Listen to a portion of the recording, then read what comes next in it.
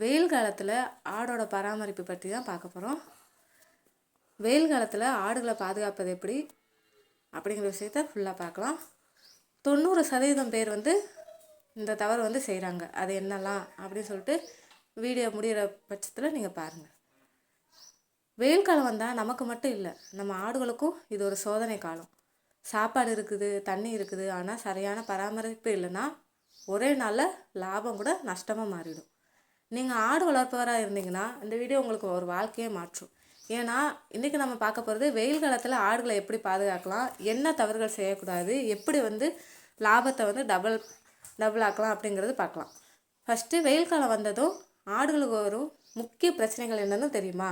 உடல் வெப்பம் அதிகரிப்பு, தண்ணீர் இழப்பு, சாப்பாடு குறைஞ்சிரும், உடல் எடை குறையும், நோய் தாக்குதல் அதிகமாகும்.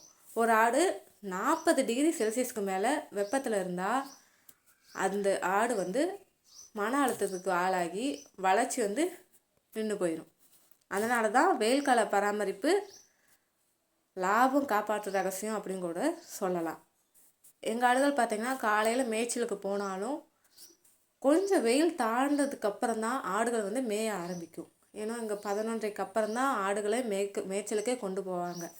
அதுக்கப்புறம் ஈவினிங் சாயந்தரம் வர்றதுக்கு எவ்வளோ நேரம்னா 7 மணி வீட்டுக்கு வர்றதுக்கு ஆகும். இதில் முதல் முக்கியமான விஷயம் என்ன தெரியுமா? கொட்டகை. நேரடியாக வெயில் படக்கூடாது, காற்றோட்டம் இருக்கணும், கூரை தாழ்ந்து இருக்கக்கூடாது, கொஞ்சம் நல்ல உயரமாக இருக்கணும். இதுக்கான டிப்ஸ் என்ன தெரியுமா? கூரை பனை ஓலையில் இருக்கலாம், இந்த ஆஸ்பெட்டாஸ் அதெல்லாம் அவாய்ட் பண்ணிடுங்க. ஷெட்டில் நெட்டு யூஸ் பண்ணலாம். தரை ஈரமாக இருக்கக்கூடாது எப்பயுமே. இதில் பெரிய தவறு என்ன தெரியுமா? பலர் பார்த்தீங்கன்னா இந்த டின்ஷீட் குடிசை யூஸ் பண்ணுறாங்க. அது ஓவன் மாதிரி ஹீட்டை உள்ளிழுக்கும். அதில் ஆடு வச்சா அதோட உயிருக்கு கூட ஆபத்தாயிரும். அடுத்து தண்ணீர். வெயில் காலத்தில் தண்ணி தான் உயிர். ஒரு ஆடு தினமும் 3 to 5 லிட்டர் தண்ணி குடிக்கும். வெயிலில் இது 2 மடங்கு தண்ணி குடிக்கும். முக்கியமாக பார்த்திங்கன்னா எப்போதும் குளிர்ந்த தண்ணீர் இருக்கணும். அதே மாதிரி அதோட பாத்திரம் சுத்தமாக க்ளீனாக இருக்கணும். அதே மாதிரி எலக்ட்ரோலைட்ஸ் அந்த பவுடர் இருக்கும் பார்த்திங்களா, அதை கூட மிக்ஸ் பண்ணி கொடுக்கலாம். இதுக்கு டிப்ஸ் என்னென்னா, தண்ணியில் சிறிது உப்பு ப்ளஸ் சர்க்கரை மிக்ஸ் பண்ணினா அதோட அந்த ஹீட் குறையும்.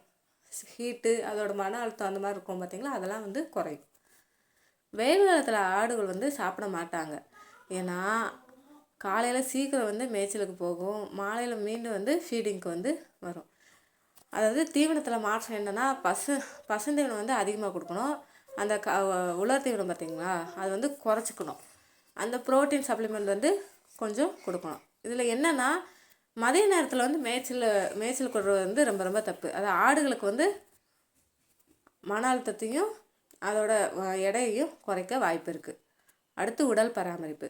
வெயிலில் ஆடுகளுக்கு ஸ்கின் பிரச்சனை வரும். நம்மளுக்கே பார்த்திங்கன்னா வெயிலில் போனால் இந்த பிரச்சனை வருது, அந்த பிரச்சனை வருது அப்படி சொல்லிட்டு சொல்கிறோம் இல்லையா?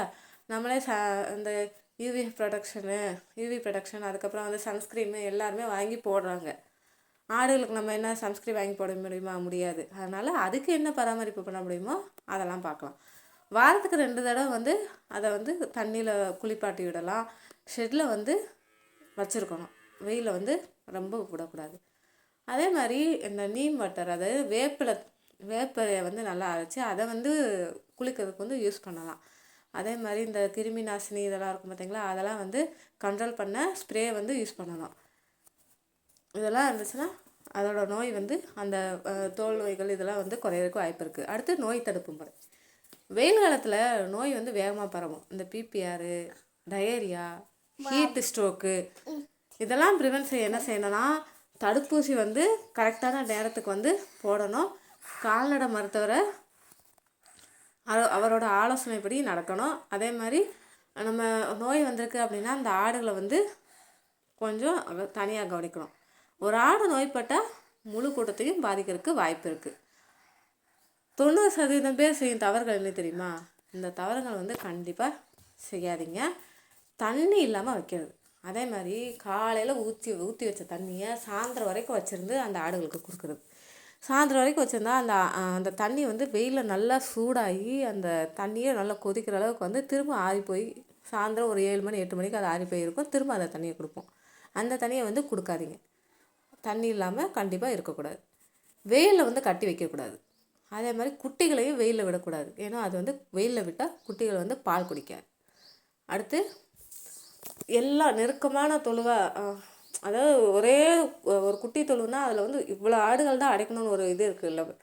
அதே மாதிரி எல்லா ஆடுகளையும் வந்து ஒரே இடத்துல போட்டு கூட்டமாக வந்து இது பண்ணாமல் கொஞ்சம் கொஞ்சம் இடம் தள்ளி தள்ளி இருக்க மாதிரி கொஞ்சம் பார்த்துக்கோங்க. இதெல்லாம் வந்து கண்டிப்பாக இது பண்ணுங்கள். இந்த தவறு தான் நஷ்டத்துக்கு வந்து காரணமாக அமைகிறதுக்கு வாய்ப்பு இருக்குது. வெயில் காலத்தில் கண்டிப்பாக வந்து பச்சை தண்ணி தான் கொடுக்கணும். அதாவது குளிர் நல்லா கொஞ்சம் அப்பப்போ தண்ணி வந்து அதுகளுக்கு ஊற்றி வைக்கிறதுனால கொஞ்சம் கொஞ்சம் நல்லது. அதே மாதிரி வீட்டில் தவிடு இருந்துச்சுன்னா தவிடை போட்டு வைங்க. நான் சொன்ன மாதிரி வந்து அந்த எலக்ட்ரோலைட் அந்த அந்த பவுடரும் இருந்துச்சுன்னா அதுவுமே கொடுங்க. ஏன்னா இந்த நேரத்தில் வந்து ஆடுகளுக்கு வந்து டயரியா, அதாவது கழிச்சல் ஏற்படுறதுக்கு வாய்ப்பு இருக்குது. அதனால் அதெல்லாம் வந்து நல்லா கவனிங்க. தீவனம் சாப்பிடலைன்னா அது வந்து அதாவது அந்த வெயில் நேரத்தில் போய் மேய விடாமல் கொஞ்சம் விடிய காலையில் ஒரு 8 மணிக்கு போயிட்டு ஒரு 10 மணிக்கு வந்துட்டு அதுக்கப்புறம் சாயந்தரம் ஒரு 4 மணிக்கு மேலே போயிட்டு ஒரு 7 மணி வரைக்கும் மேய்ச்சி விட்டுனா கொஞ்சம் நல்லது. ஏன்னா அப்போ வந்து வெயில் வந்து கொஞ்சம் குறைஞ்சிருக்கும் இல்லையா, அதனால் கொஞ்சம் நல்லது ஆடுகளுக்கு. அதே மாதிரி தண்ணி தான் இப்போதைக்கு ரொம்ப ரொம்ப நல்லது. தண்ணி தான் வந்து நிறைய ஆடுகளுக்கு வந்து கொடுக்கணும். ஏன்னா நம்மளுக்கே பார்த்தீங்களா தண்ணி எவ்வளோ தண்ணி வந்து குடிக்கிறோன்னு. ஆடுகளுக்கு லாபம் தருமா அப்படின்னு கேட்டால் ஆமாம் தான், கண்டிப்பாக தரும். நிறைய பேர் சொல்கிறீங்க 10 ஆடு வச்சு 50,000 எப்படி சம்பாதிக்க முடியும், அப்படிலாம் கிடையாதுங்க. எல்லாமே நம்ம முயற்சியில் தான் இருக்குது. கண்டிப்பாக வந்து முயற்சி பண்ணி பாருங்கள். என்னால் முடியாதுன்னு சொன்னால் எல்லாமே முடியாது தான். என்னால் முடியும், எதனால முடியும் அப்படின்னா என்னால் முடியும். ஓகேங்களா? அதனால் சரியான பராமரிப்பு இருந்தால் மட்டும்தான் இது வந்து சாத்தியம். வெயில் காலத்தில் ஆடுகளை வந்து கண்டிப்பாக பாதுகாத்து இந்த தவறுகளை செய்யாமல் நஷ்டத்துக்கு தள்ளாமல் கண்டிப்பாக லாபத்தோடு ஆடுகள் வளர்க்க பாருங்கள். இந்த வீடியோவில் சொன்ன டிப்ஸ் வந்து ஃபாலோ பண்ணியிருந்தீங்கன்னா உங்கள் ஆடுகள் வந்து ஆரோக்கியமாக இருக்கும், உங்கள் லாபமும் டபுள் ஆகும். இந்த மாதிரி இன்னும் யூஸ்ஃபுல்லாக வீடியோஸ் வேணும்னா கண்டிப்பாக லைக் பண்ணுங்கள், ஷேர் பண்ணுங்கள். சேனலை மறக்காமல் சப்ஸ்கிரைப் பண்ணிவிட்டு பக்கத்தில் இருக்க பெல் பட்டனையும் ஆன் பண்ணி வச்சுக்கோங்க. வெயில் காலத்தில் ஆடுகள் சாவதற்கு காரணமும் இதுதான். இந்த தவறுகளை மட்டும் கண்டிப்பாக செய்யாதீங்க. ஏன்னா நஷ்டத்துக்கு தள்ளும். சின்ன ஒரு கவனக்குறைவு தான், ஆனால் பெரிய நஷ்டத்தை வந்து நம்மளுக்கு வந்து ஏற்படுத்தும். வெயில் காலம் தானே தண்ணி ஊற்றினா போதும் அப்படின்னு சொல்லிட்டு நினைக்காதீங்க. நம்ம எவ்வளோக்கு எவ்வளோ தீவனங்கள் இதெல்லாம் வந்து நம்மளுக்கு கொடுக்குறோமோ அதோட எல்லாமே வந்து நம்ம சரியான பராமரிப்போடு நம்ம கவனிக்கிறோமோ அதுதான் ஆடுகளுக்கு ரொம்ப ரொம்ப நல்லது. ஏன்னா அதுதான் நம்மளோட எதிர்கால வருமானம். ஓகேங்களா? எங்களோட வருமானம் கண்டிப்பாக அதில் தான். 10 ஆடுகளை வச்சு 50,000 சம்பாதிக்க முடியும். நீங்கள் வேணால் ட்ரை பண்ணி பாருங்கள். நான் சொன்ன டிப்ஸ்லாம் உங்களுக்கு வந்து யூஸ்ஃபுல்லாக தான் இருக்கும். ஓகேங்க. உங்களுக்கு ஏதாவது டவுட் இருந்தால் கமெண்ட் பாக்ஸில் கமெண்ட் பண்ணுங்கள். வேறு ஏதாவது வீடியோ வேணும்னு நீங்கள் நினச்சிருந்தா அதே கமெண்ட் பாக்ஸில் கமெண்ட் பண்ணுங்கள். நாளைக்கு என்ன இருக்குல்லான்னு சொல்லிட்டு நாளைக்கு பார்க்கலாம்.